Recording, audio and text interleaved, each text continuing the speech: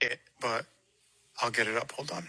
לכן ייתן אדוני הוא לכם אות, הנה העלמה הרע ויולדת בן, וקראת שמו עמנואל. Shalom friends, welcome back to my absolute favorite subject, Isaiah 7.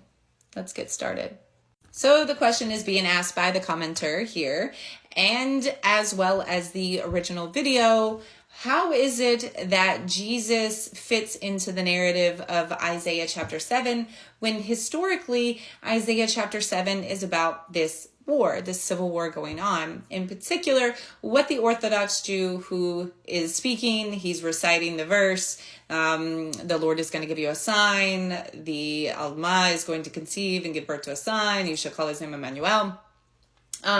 He's asking, how are the next verses explicitly, how are they about Jesus if like what's going on is that there's these two kings that Ahaz is, worried about, he's scared. How is it that this applies to Jesus when Jesus came 700 years after this prophecy was given? And I love this question. I have dove into this question quite a lot. So if you want a full gamut, and I do mean the full gamut, of how I go through this step by step by step, you are going to have to go to YouTube and you're going to have to watch the videos. I have a playlist called The Virgin Birth, and this will be uploaded there. But for those of you who don't know, you want a more in-depth analysis, go there. But for now, let's go ahead and answer it here. There you go. This is the one verse you're talking about, right? Also this one, yes. Yeah. Yeah, verse 16. Yeah. Why? So I'm not understanding why this excludes. Why this is specifically talking about somebody at the time of Ahaz. I think he thinks that Because the boy is going to become able to tell the difference. Okay, so the Orthodox Jewish position here is that by the time this child reaches a specific age, etc., so on and so forth, and they think the child in chapter 7 is the same child in chapter 8, even though they're not, but that's what they believe. And so they think that this is a sign that when this child is able to do this or do that, then that means the land of the two kings they dread, i.e. the king line dreads, will be laid to waste and they shouldn't even be concerned anymore. And that happened in that era, not 700 years later. So therefore Jesus could not possibly be read into the text. And like I said, I'm going to address this head on, but let's look at what they responded with. Understanding why this excludes. Why this is specifically talking about somebody at the time of Ahaz. I think he thinks that Because the boy is going to become able to tell the difference between good and evil, and the two kings are still going to be there. Right. But it's before the boy knows how to fuse evil and good, the two kings are no longer going to be there, because what's happening to the house of Judah is that Assyria and the house of Israel are coming against him.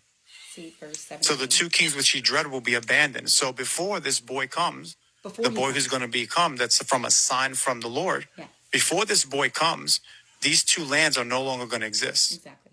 No, the kid would come, but before he knows evil and good, those two kings will fail. Yes, so before he knows good and evil, the two kings are no longer going to be there. So that means the king comes after. The boy. So Radar is correct. It's the interpretation is before the boy. Who's the boy? The boy is mentioned Emmanuel, right? See my previous video where myself and a rabbi were speaking, and I asked him who Emmanuel was according to Tanakh, not according to like the way the Jews interpret it today, but like according to Tanakh. Emmanuel is of the king line. Okay. So I want you to focus on that. If Emmanuel is of the king line, Emmanuel is only two people in Tanakh, right? In that the owners of the land. The owners of the land, i.e., is God and Mashiach. That's it. That's it. That's it. And Judah, he owns the land, but it's through the king line, because this whole chapter speaks to the king line. It's just like when it says speak to the house of Aharon, it's speaking to the priest line. If it says speak to the house of David, it's speaking to the king line. So with that being stated, this figure, it cannot be Isaiah's son, because Isaiah's son is not of the king line. So the only other interpretation is that it's about Hezekiah. But see, Rashi comes in, old Rashi, comes in and says, "Nuh-uh, don't you know that Hezekiah, King Hezekiah, was already born at the time of this prophecy? So it cannot be about him. And if it cannot be about him, and you have the king line, it logically follows that the only other person this is speaking about is the Messiah to come, of David."